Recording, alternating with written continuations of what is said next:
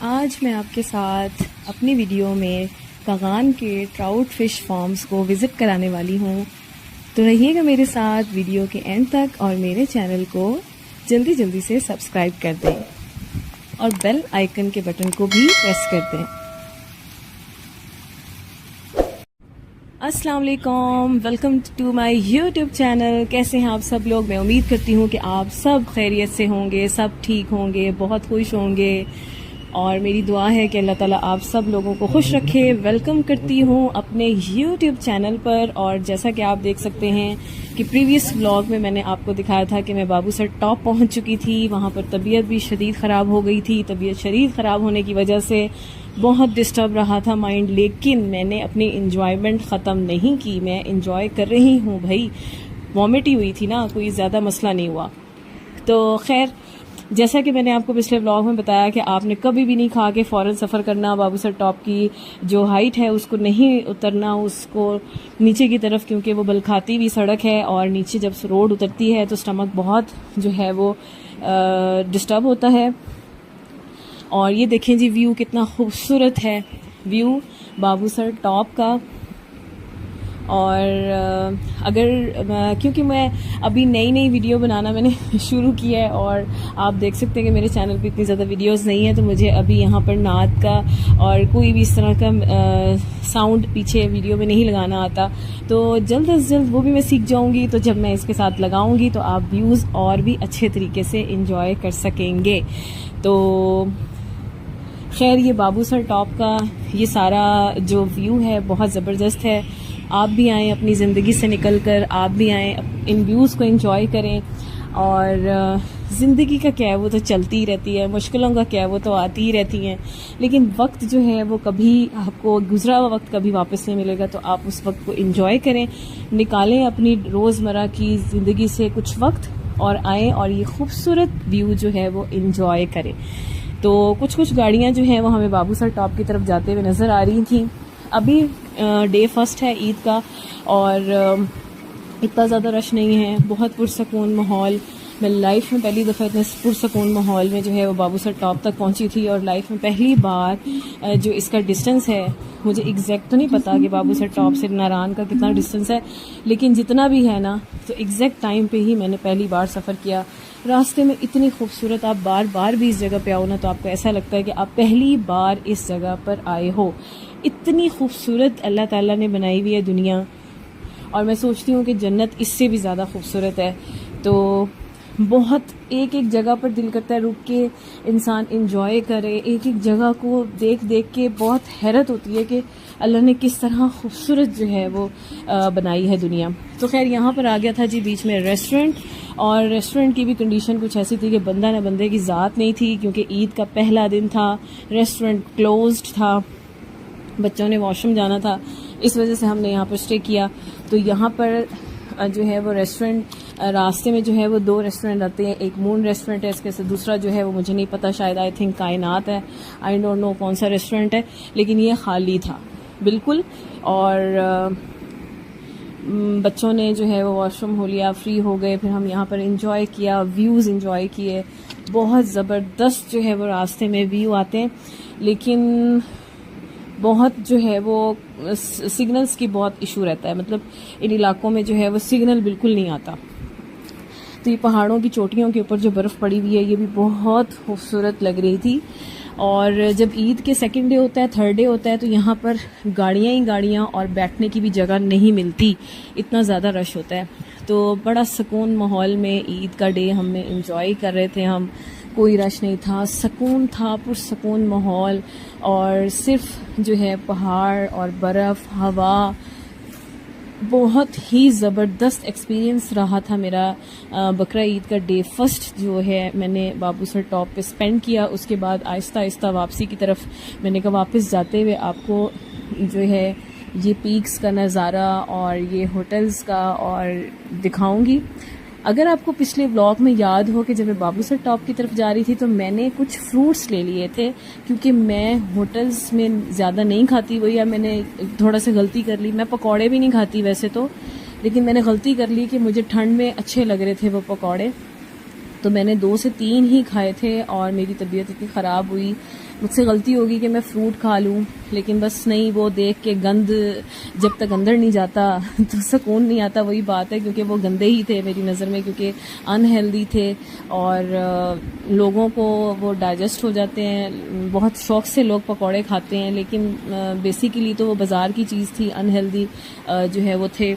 तो हेल्दी तो नहीं कहा जा सकता, लेकिन बस एक चस्का होता है पकौड़ों का। तो खैर ये मैंने फ्रूट अपने निकाले शॉपरों से, और मेरे पास बर्तन में साथ लेकर आई होती हूँ, तो मैंने वो लाई। और साथ में इधर ये जो पानी आ रहा था, उफ, मैं आपको अब फीलिंग्स बयान नहीं कर सकती कि मैं इसकी कैसे बयान करूँ। अल्लाह ताला की हमद, वो लफ्ज़ मेरे पास आ जाएं जो मुझे लगता है कि कोई भी वर्ड है ना वो कम है कि अल्लाह की दुनिया इतनी खूबसूरत अल्लाह ताला ने बनाई है। यहाँ पर वहाँ पर हमने फ्रूट्स वगैरह एंजॉय किए, वहाँ के जो मकामी लोग थे उनके साथ फ्रूट्स हमने खाए पिए, उनको भी खुश किया, तो मैंने वो शॉट नहीं लिया।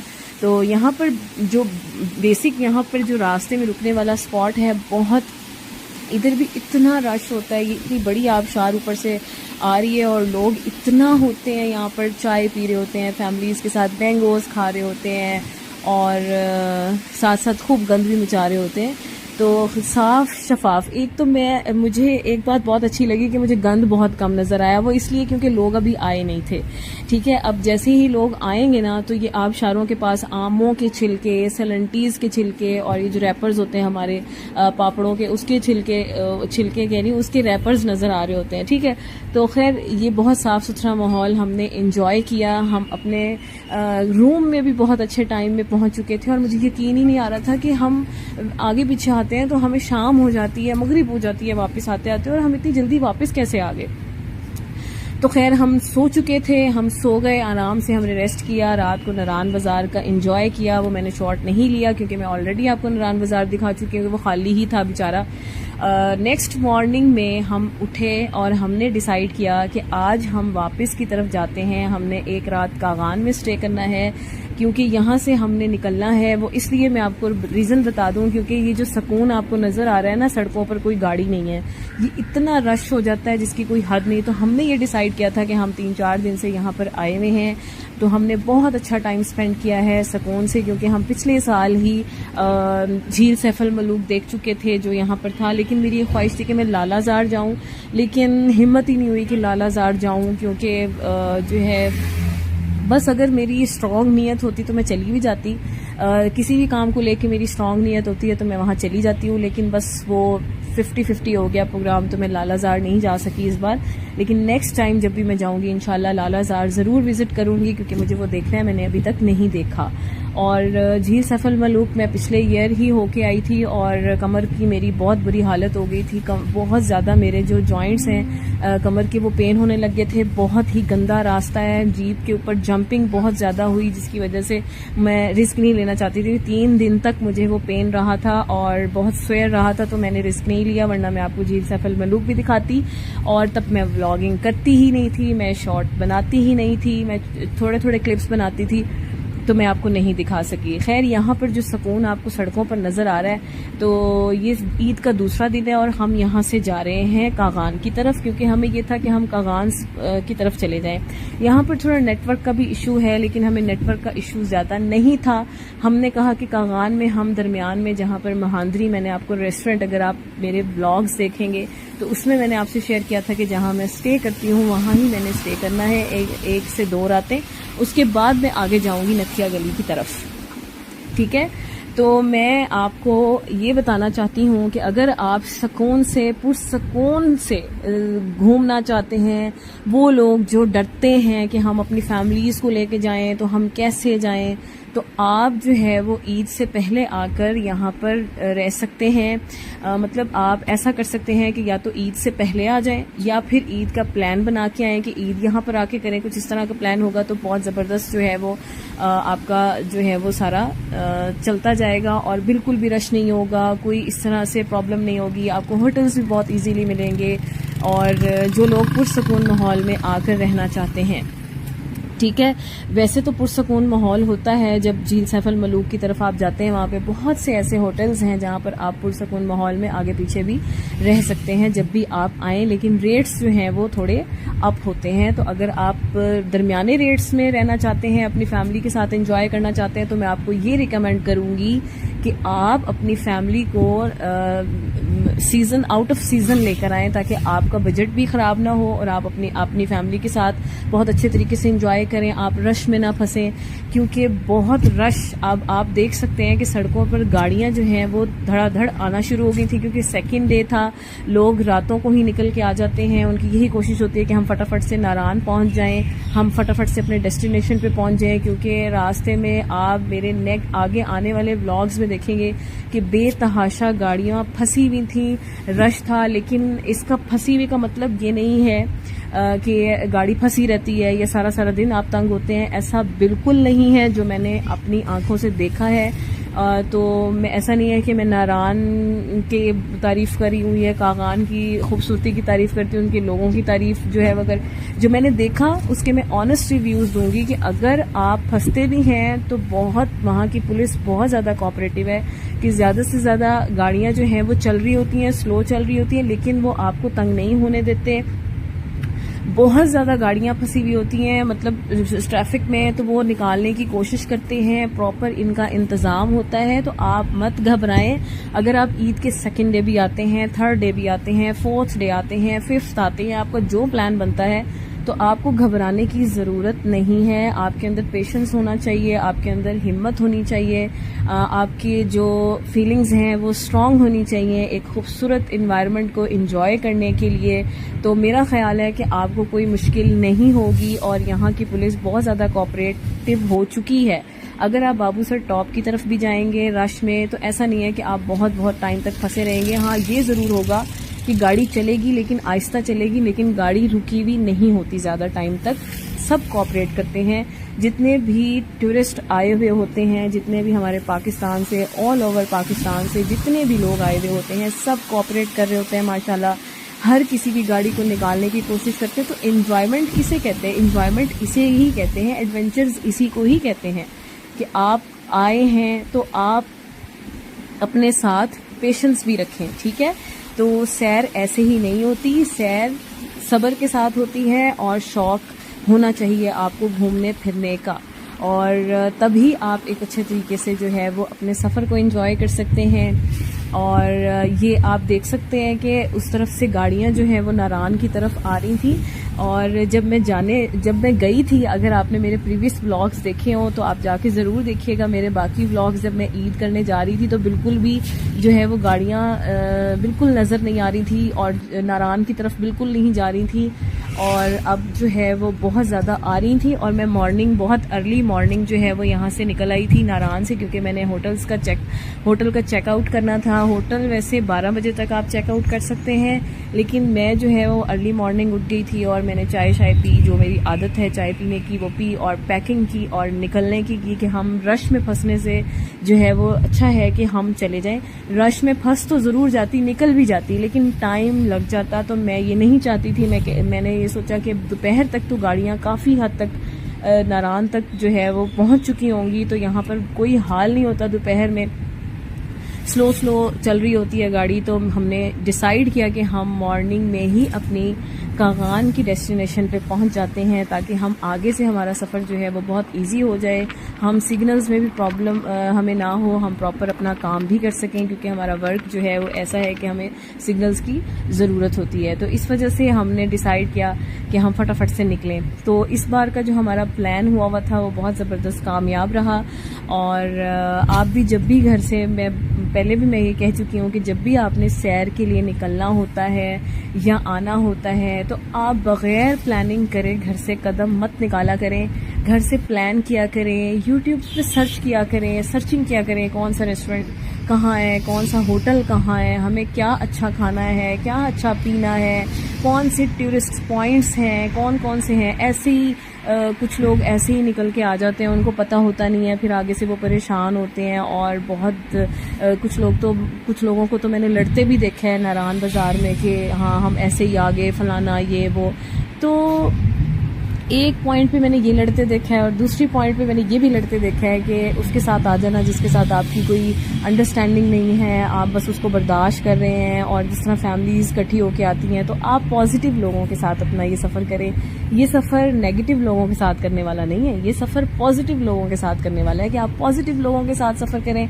आप इंजॉय करने आए हैं, आप लड़ने थोड़ी आए हैं। तो मेरा ख्याल है कि आप उन लोगों के साथ सफ़र करें जिनसे आपको पॉजिटिव जो है वाइब्स आती हैं, ठीक है। तो ये जगह लड़ने वाली नहीं है, ये जगह ऐसी नहीं है कि आप आएँ और लड़ाइयाँ शुरू कर दें, तो ऐसा नहीं है। आप एक एक मोमेंट को एंजॉय करें, अल्लाह ताला की दुनिया को देखें कि किस तरह से अल्लाह ताला ने ये दुनिया बनाई हुई है और कितनी खूबसूरत है।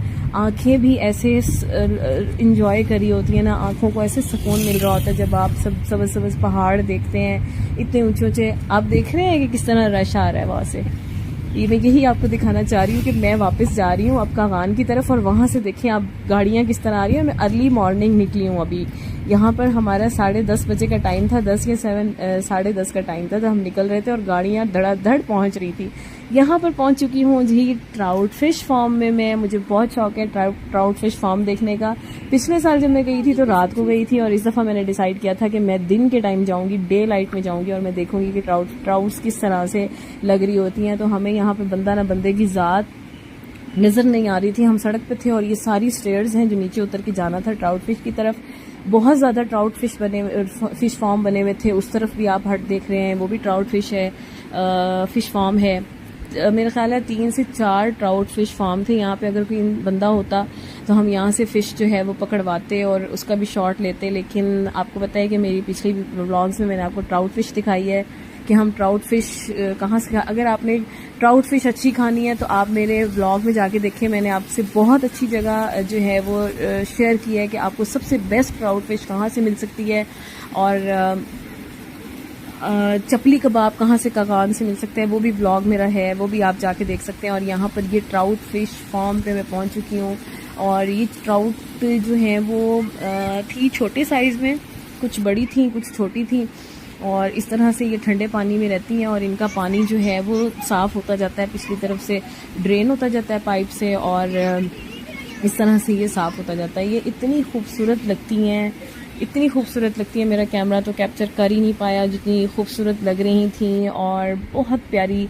और इसका टेस्ट इतना ज़बरदस्त होता है। जो मैंने आपके साथ व्लॉग शेयर किया, आप उस जगह पे एक दफ़ा ज़रूर जाके अपना ये ट्राउट फिश जो है ये इंजॉय कीजिएगा। प्रोफेशनल्स जो होते हैं ट्राउट फिश को बनाने वाले, वो प्रोफेशनल हैं और आपको जो है वो ताज़ी काट के और ताज़ी बना के जो है वो देते हैं। एक दफ़ा मैं यहाँ पर आई थी तो मेरे साथ बहुत जो है वो हादसा हुआ था। वो ये हुआ था कि मेरे साथ तो नहीं हुआ था, मेरी बेटी के साथ हुआ था, जो मेरी बड़ी बेटी है।